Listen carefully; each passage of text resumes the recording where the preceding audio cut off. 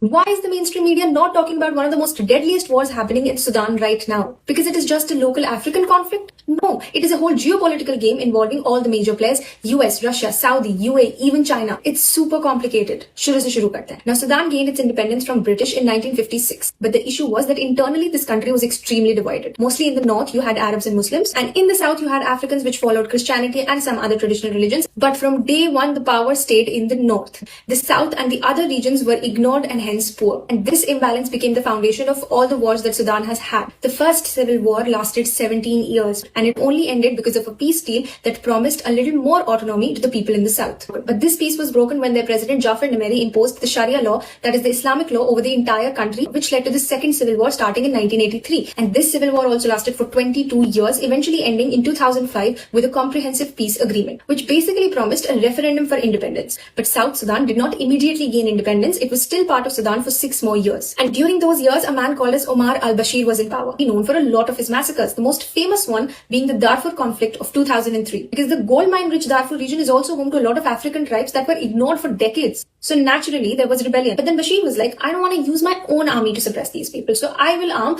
the local Arab tribes to suppress the African tribes. And these armed Arabs were called the Janjaweed militias. By 2019, 2 major things had happened.